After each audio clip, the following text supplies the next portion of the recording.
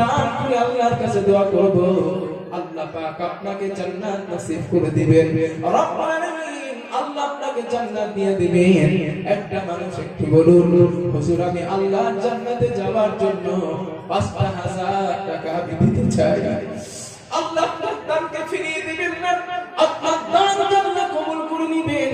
কিয়ামতের দিন এই দানের বিনিময়ে আপনার বাবা মা, আপনার পরিবার সহ আল্লাহ জান্নাত নসিব করে দেন, বলেন আমিন।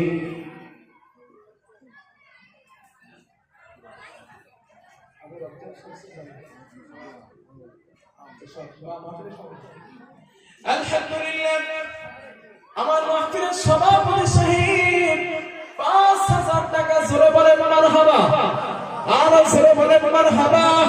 আল্লাহ তাআলা দানকে কবুল করে নাও, আল্লাহ তাআলা দানকে তুমি মঞ্জুর করে নাও।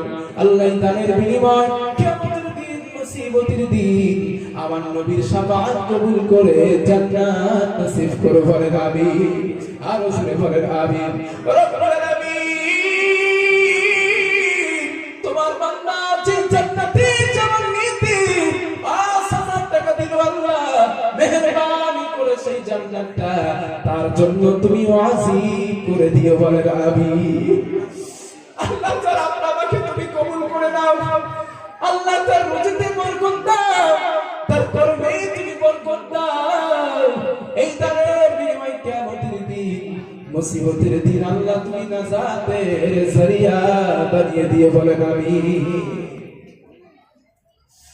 ২ নাম্বার জান্নাতে একজন আল্লাহর বান্দা কি আছে, হুজুর আমি একদিন চলে যাব, আমার সম্পদ হয়ে যাবে, আমার অর্থ হয়ে যাবে।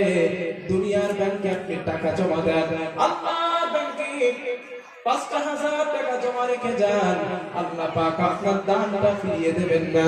কিয়ামতের দিন এই দানের বিনিময় আল্লাহ পাক আপনাকে দয়ার জান্নাত নসিব করে দিবেন, বলেন আমিন।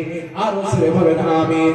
২ নাম্বার একজন জান্নাতি আল্লাহকে একটু হাতটা দেখিয়ে দেন, আপনার জন্য প্রাণ খুলে আমি দোয়া করব, আল্লাহ দুয়ার বিনিময় আপনার রুজিতে অভাব দেবেন না, আপনাকে আল্লাহ কষ্ট দেবেন না, আপনার রুজিতে আল্লাহ বরকত দিয়ে দিবেন, আপনার সম্পদে আল্লাহ বরকত দেবেন, আপনার অর্থে আল্লাহ বরকত দেবেন।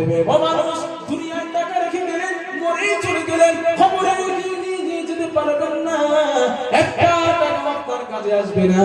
আল্লাহর রাস্তায় যদি রেখে যান, এই টাকা কিয়ামতের দিন পাহাড় পরিমাণ রেখে নিয়ে আপনার সামনে হাজির হয়ে যাবে, সুবহানাল্লাহ।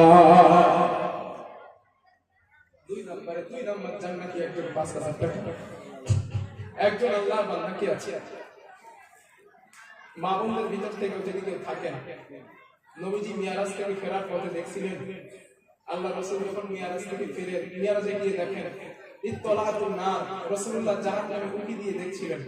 আহলুন নিসা, জাহান্নামের ভিতরে বেশি ছিল নারীরা। নবী পৃথিবীতে আসার পরে নারীদেরকে বললেন, ও নারীরা, তোমরা আল্লাহর রাস্তায় বেশি করে দান করো, কারণ আমি রাসূলুল্লাহ তোমাদেরকে জাহান্নামে বেশি দেখছি। এই জন্য মামুন কষ্ট করা, পরিশ্রম করা টাকা আল্লাহর রাস্তায় থাকে, আল্লাহ পাক আপনার জন্য জান্নাত ওয়াজিব করে দেবেন, আল্লাহ জাহান্নামকে হারাম করে দেবেন। জোরে বলেন আল্লাহুম্মা আমিন। আর জোরে বলেন আল্লাহুম্মা আমিন। নারে তাকবীর।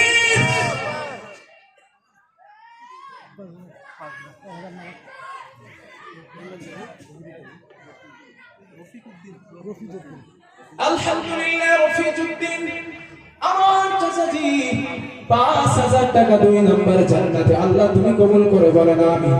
আর জোরে বলেন আমিন।